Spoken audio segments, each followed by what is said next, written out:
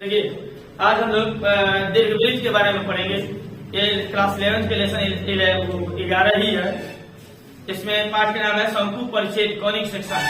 इसमें हम लोग वृत्त के बारे में पढ़ने हैं, दीर्घवृत्त के बारे में पढ़ने हैं, परवलय के बारे में पढ़ने हैं और अति परवलय के बारे में पढ़ने हैं। जिसमें से हम लोग वृत्त पढ़ लिए, परवलय पढ़ लिए। अगर आप नहीं जानते तो पीछे वीडियो देख सकते हैं, वृत्त से संबंधित, परवलय से संबंधित समीकरण और उसकी कंप्लीट इन्फॉर्मेशन।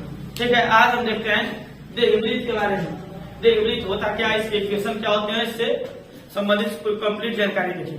ठीक है, देखिए दीर्घवृत्त का सबसे पहले हम डेफिनेशन देखते हैं। सबसे पहले हम इसका डेफिनेशन देखते हैं। देखिए दीर्घवृत्त जो होता है, किसी तल में स्थित उन बिंदुओं का बिंदुपथ होता है। दीर्घवृत्त किसी तल में स्थित उन बिंदुओं का बिंदुपथ होता है जिस पर स्थित सभी बिंदुओं की दो निश्चित बिंदु से दूरी निकाली जाए तो हमेशा नियत है। ये बात आपको नहीं समझ में आया होगा, फिगर द्वारा समझते हैं। दीर्घवृत्त जो होता है उन बिंदुओं का बिंदुपथ होता है। एक दीर्घवृत्त है और ये उन बिंदुओं का बिंदुपथ होता है, ठीक है, जिस पर स्थित किसी भी बिंदु की दो निश्चित बिंदु से अगर दूरी लिखा जाए, मान लीजिए ये F1 है और ये F2, यहाँ और ये P की दूरी नापे, यहाँ से दूरी नापे और यहाँ से दूरी नापे। इन दोनों दूरी को आप जोड़ दीजिए, इन दोनों दूरी की जोड़िए, PF1 प्लस PF2 जोड़िए। जितना मान आएगा, हम यहाँ पर एक बिंदु लेते हैं, यहाँ पर Q, और यहाँ से उसकी दूरी और इसकी दूरी, इन दोनों दूरी के जोड़ेंगे, यानी कि F1 Q प्लस F2Q, ये भी उतना ही आएगा जितना ये आएगा। अगर ये मान x आता है तो ये भी आपका x ही आएगा। यहाँ पर अगर आप कोई पॉइंट दे देते हैं तो यहाँ से इस बिंदु की दूरी और यहाँ से इस बिंदु की दूरी, अगर इसको हम r मान लेते हैं, ठीक है, तो F1 r जितना होगा और F2 r जितना होगा, इन दोनों का जोड़ भी उतना ही होगा। फिर समझिए, दीर्घवृत्त जो आकृति है, इस आकृति पर कोई बिंदु लेंगे, यहाँ से जोड़िएगा और यहाँ से जोड़ेंगे, जितना मान आएगा आप कहीं भी पॉइंट लीजिए और दोनों बिंदुओं से उसकी दूरी जोड़ेंगे, हमेशा उतना ही आएगा। मतलब अगर ये 4 है और ये 6 है, दोनों को जोड़ा है तो 10 आ रहा है आंसर। अगर 10 आ रहा है तो आप इसी प्रकार अपनी यहाँ से इसकी दूरी और ये दूरी, F1 से Q की दूरी और F2 से Q की दूरी में जोड़ेंगे तो 10 ही आएगा। अगर यहाँ पे कोई पॉइंट लिए, F1 से R की दूरी और F2 से R की दूरी भी जोड़ेंगे तो 10 ही आएगा। ठीक है, यही दीर्घवृत्त का डेफिनेशन है कि दीर्घवृत्त उन बिंदुओं का किसी तल में उन बिंदुओं का समुच्चय होता है जिस पर स्थित किसी बिंदु की दो निश्चित बिंदुओं से दूरियों का योग क्या होता है, अचर होता है। किसी भी बिंदु की दूरी, दोनों इन बिंदुओं से दूरी नापेंगे और जोड़ेंगे, हमेशा फिक्स ही आंसर आएगा। ठीक है, ये दीर्घवृत्त होता है। इन दोनों निश्चित बिंदुओं को हम लोग नाभि कहते हैं, दीर्घवृत्त की नाभिया कहते हैं। हम लोग परवलय में पढ़े थे, परवलय का एक नाभि होता है, इंग्लिश में उसको फोकस कहते हैं, और दीर्घवृत्त में दो नाभियां होती हैं, एक को F1 कहते हैं और एक को F2 कहते हैं। ठीक है, आगे हम देखते हैं दीर्घवृत्त के बारे में। ये दीर्घवृत्त हो गया, यहाँ पे इसकी ये पहली नाभि है और ये इसकी दूसरी नाभि। इन दोनों बिंदुओं को दीर्घवृत्त की नाभिया कहते हैं, फोकस कहते हैं, फोकस। इन दोनों को मिलाकर जाती हुई रेखा को हम लोग दीर्घवृत्त का दीर्घाक्ष कहते हैं। इसको दीर्घाक्ष कहते हैं, मेजर एक्सिस। इसको हम लोग कहते हैं मेजर एक्सिस। मेजर एक्सिस कहा जाता है दीर्घाक्ष। ठीक है, इसकी जो लंबाई होती है वो लंबाई होती है 2a। दीर्घवृत्त की जो लंबाई होती है वो 2a होता है।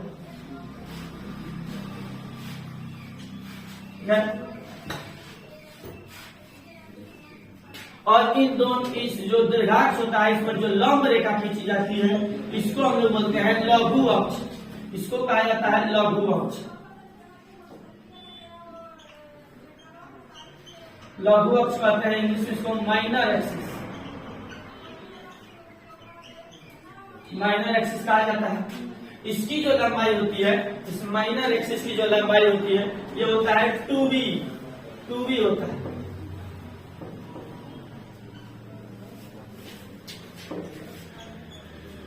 यहां से और यहां तक ये 2b होता है। फिर सुनिए, जिन दो निश्चित बिंदुओं से दूरियों का योग हमेशा समान होता है, उन दो निश्चित बिंदुओं को दीर्घवृत्त की नाभि कहते हैं। इसको, इन दोनों बिंदुओं को नाभि कहा जाता है। इसको, ये भी नाभि, इसको एक को F1 कहते हैं और एक F2 कहते हैं। किसी को भी F1 और F2 मान सकते हैं, ठीक है। और देखिए, इन दोनों नाभियों को मिलाकर जाने वाली रेखा को हम लोग दीर्घाक्ष कहते हैं, मेजर एक्सिस। और इसका मान होता है 2a। तो आप कहेंगे जब ये 2a होता है तो आप भी हमें बता दीजिए ये कितना होगा। ये कितना होगा? ये आपका a होगा, ये a हो जाएगा। इधर कितना होगा? इधर भी a होगा। यहाँ से यहाँ तक a होता है और यहाँ से यहाँ होता है a। a को कहा जाता है, a को कहते हैं अर्ध दीर्घाक्ष। अर्ध दीर्घाक्ष कहा जाता है इसको, semi major axis. Semi major axis. और बीच ये जो टोटल होता है ये 2b होता है। तो ये लंबाई b हो गई, ये लंबाई आपकी b हो गई, और ये भी लंबाई जो हुई यहां से ये भी b हो गई। तो केवल b को कहते हैं, b को अर्ध लघु अक्ष, अर्ध लघु अक्ष कहते हैं। इंग्लिश में semi major axis, semi major axis कहते हैं इसको, ठीक है। हाँ, सेमी माइनर एक्सिस, माइनर।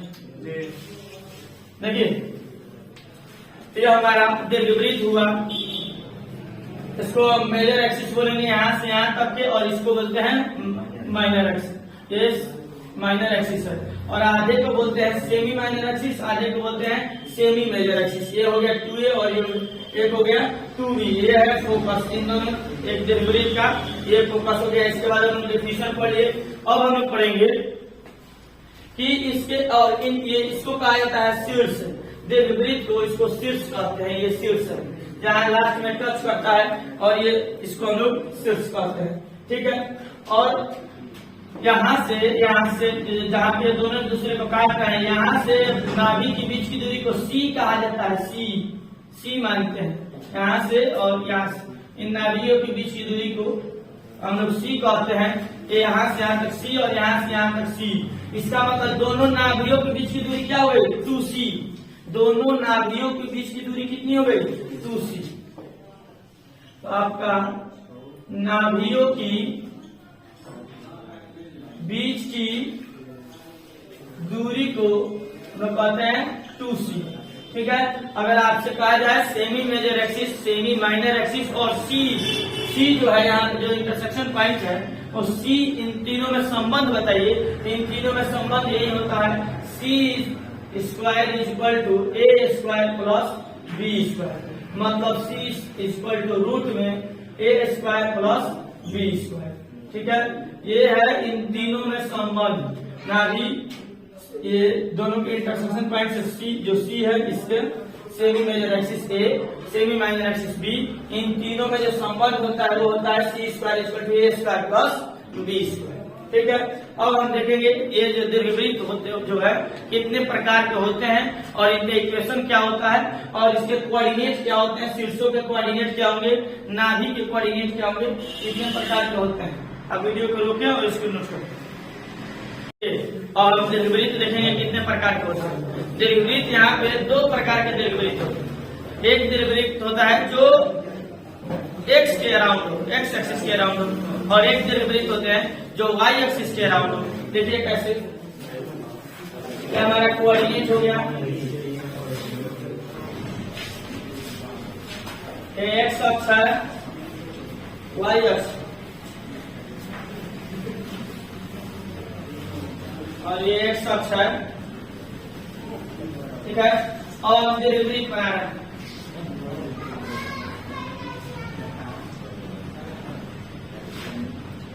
ठीक तो नहीं बना,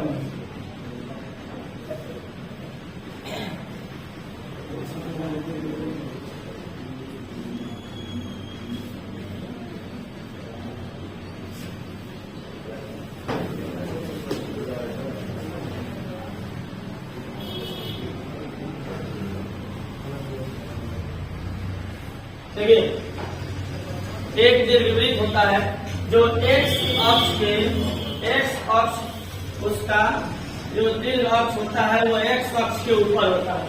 यहाँ एक इस प्रकार के दीर्घवृत्त हो गया, और एक दीर्घवृत्त बनता है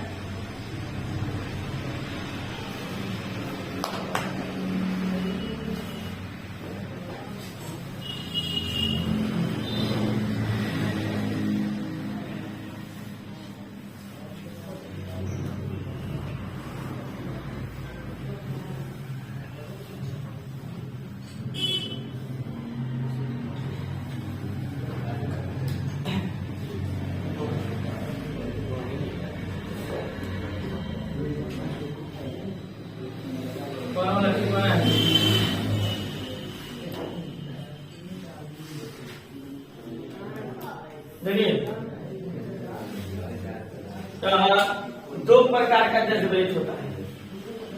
एक दीर्घवृत्त वह होता है जो जिसका मेजर एक्सिस एक्स अक्ष के ऊपर हो, और एक दीर्घवृत्त होता है जिसका मेजर एक्सिस वाई एक्सिस के ऊपर। ठीक है, ये वाई अक्ष है,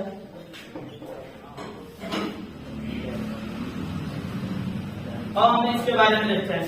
आपको बताया गया है कि इससे जो मेजर एक्सिस होता है इसका मान होता है 2a, यानी ये मेजर एक्सिस जो होता है इसका मान 2a होता है। इसका ये मतलब है इधर कितना हुआ a, इधर कितना हुआ a, ये a वैल्यू है, तो इसका कोऑर्डिनेट क्या होना चाहिए, शीर्ष का कोऑर्डिनेट क्या होना चाहिए, a का मान 0। इसके शीर्ष का कैपिटल एक्स अक्ष पे है और वाई कोऑर्डिनेट एक्स अक्ष पे 0 होते हैं, इस शीर्ष का निर्देशांक होगा a का मान 0। अब देखिए इधर भी a वैल्यू है, इधर भी a वैल्यू है, लेकिन ये वैल्यू जो है नेगेटिव एक्स अक्ष के नेगेटिव डायरेक्शन में है, तो इस शीर्ष का जो निर्देशांक होगा, इस शीर्ष का निर्देशांक होगा -a का मान 0। देखिए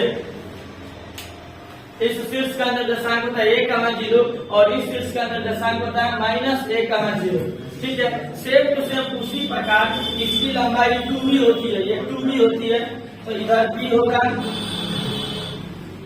ये b होगा, तो इसका निर्देशांक जो होगा 0 का मान b होगा, क्योंकि y अक्ष पे x कोऑर्डिनेट 0 होता है, और इसका निर्देशांक जो होगा इसको बिठाते हैं, और ये भी b होगा लेकिन निगेटिव तरफ है, तो इसका निर्देशांक आपका 0 का -b हो। देखिए आपको अगर सवाल में आते हैं कि शीर्षों के निर्देशांक लिखिए, तो आप यहाँ से ध्यान देंगे अगर x अक्ष के दोनों तरफ है तो शीर्ष के निर्देशांक क्या होंगे, ये लघु अक्ष की तरफ से देखते हैं तो 0 का b और 0 का -b, और दीर्घ अक्ष से देखते हैं a का 0 और -a का 0। ठीक है, तो आंसर में ऐसे लिखे जाते हैं, शीर्षों के निर्देशांक कैसे लिखे जाते हैं, ±a का मान 0 और 0 का मान ±b, क्योंकि प्लस वाला इधर का माइनस वाला ये, एक प्लस वाला ये और एक माइनस वाला। इसी प्रकार अगर ये हो तो इसके शीर्षों का निर्देशांक क्या होगा, इसके शीर्षों का निर्देशांक। अब देखिए अब इस वृत्त का समीकरण क्या होता है, इस प्रकार के वृत्त का जो समीकरण होता है x² upon a² plus y² upon b² equal to 1। इस दीर्घवृत्त का जो समीकरण होगा x² upon a² plus y² upon b² equal to 1। आप इसी को देख कर जानेंगे कि कौन सा यहाँ पर क्या होता है, यहाँ पर a is greater then b, ए जो है बी से बड़ा। तो ये इस प्रकार का अगर आपको सवाल मिल जाते हैं कि x square plus 9 y square plus 4 equal to 8, मतलब आप समझ जाइए कि 9 नहीं है, 3 जो है मेजर एक्सिस ए का मान हो गया और जो बी का मान हो गया वो 2। ठीक है, इस प्रकार से ये वृत्त का समीकरण होता है, वृत्त का समीकरण बनेगा।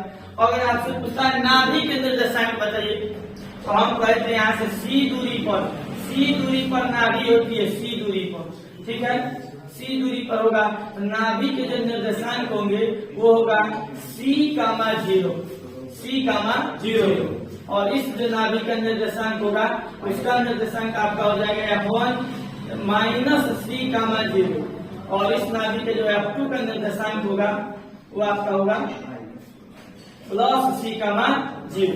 तो आपके सवाल में यही आएंगे शीर्षों के निर्देशांक बताइए, नाभियों के निर्देशांक बताइए।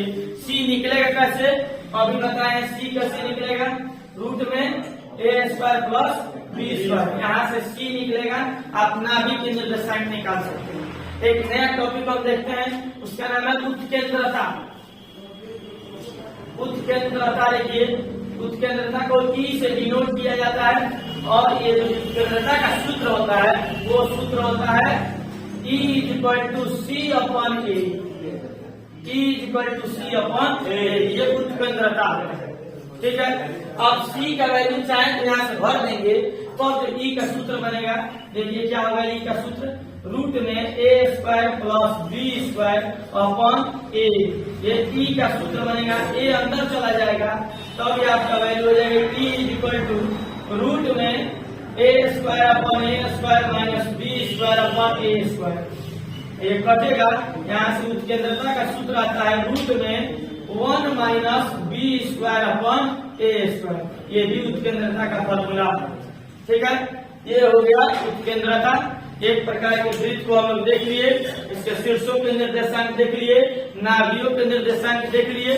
ठीक, यहाँ से उत्केंद्रता हम देख लिए C/A, या तो यहाँ इसी को हम मॉडिफाइड किए हैं तो E का सूत्र आ गया रूट में 1 माइनस बी स्क्वायर अपॉन ए स्क्वायर, और इस वृत्त का इक्वेशन होता है x square upon A square plus y square upon b square equal to 1, जहाँ ए जो है सेमी मेजर एक्सिस है और बी जो है सेमी माइनर एक्सिस है। ठीक है, अब हम इस प्रकार के दीर्घवृत्त को देखेंगे।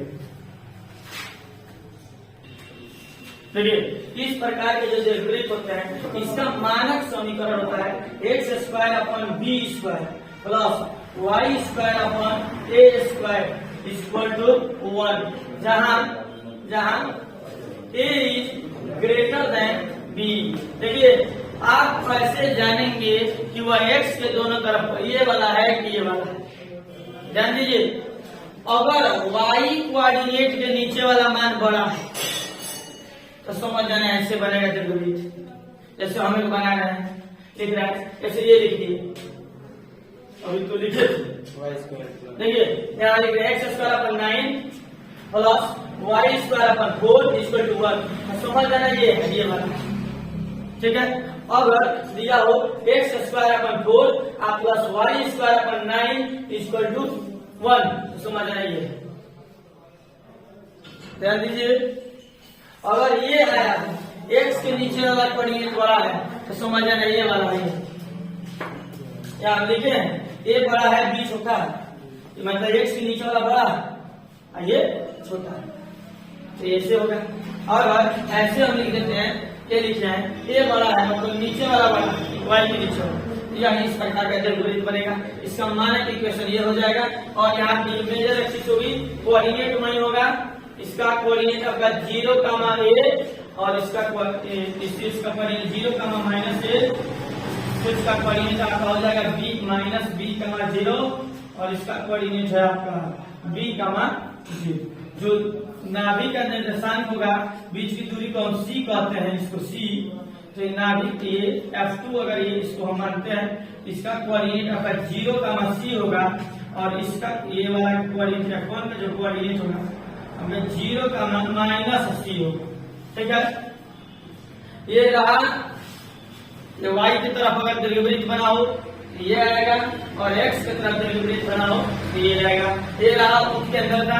अगर उत्केंद्रता देखिए अगर ए और बी दोनों बराबर होगा, अगर ए और बी दोनों बराबर हो जाए, मतलब कि यहाँ ए और बी दोनों एक के बराबर है, वह उस आकृति में वो जो बनेगा वो आपका वृत्त बनकर तैयार हो जाएगा। ध्यान दीजिए, ये बी है, ये बी है, ये ए है, ठीक है।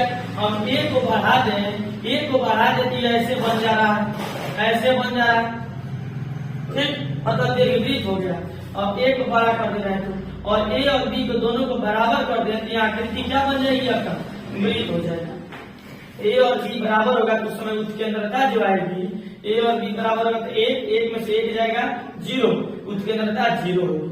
अगर किसी दीर्घवृत्त की उत्केंद्रता 0 आती है, मतलब वह दीर्घवृत्त नहीं है, वह वृत्त है। अगर उत्केंद्रता, यहाँ देखिए, उत्केंद्रता इज इक्वल टू 0 तो वहाँ क्या होगी, वहाँ वृत्त होगा। उत्केंद्रता इज लेस देन 1 तो वहाँ जो होगा दीर्घवृत्त होगा, दीर्घवृत्त होगा। और उत्केंद्रता इज ग्रेटर देन 1 तो वह आपका अति परवलय आएगा, जो अभी आगे हम लोग पढ़ने वाले हैं। अति परवलय, अति परवलय आएगा। उत्केंद्रता देख के हम बता सकते हैं कि वह आकृति वृत्त है, दीर्घवृत्त है, कि वह आकृति अति परवलय है, ठीक है। इस प्रकार हमें वृत्त के 2 समीकरण क्या मिल गए। एक समीकरण मिला x square upon a square plus y square upon b square equal to 1। इसको कहा जाता है दीर्घवृत्त का मानक समीकरण, ठीक है। चाहे अगर आप इसका प्रूफ देखना चाहते हैं तो हम इसके नेक्स्ट वीडियो में इसका प्रूफ बनाएंगे। इस मानक समीकरण को हम प्रूफ करके लाएंगे ये कैसे आता है, ठीक है। और इस प्रकार का ये वृत्त है। और हम इसमें सवाल प्रैक्टिस करेंगे, डिफरेंट टाइप के सवाल दिए रहेंगे, उसमें ए और बी का मान पूछेगा, सी का मान पूछेगा, तो फोकस का निर्देशांक पूछेगा, निर्देशांक बताइए या उत्केंद्रता बताइए। तो हम ए और किसी भी इक्वेशन को, इस इक्वेशन को मानक इक्वेशन से तुलना कराएंगे और ए और बी का मान निकलेगा, वहां से हम सवाल को हल कर सकते हैं, ठीक है।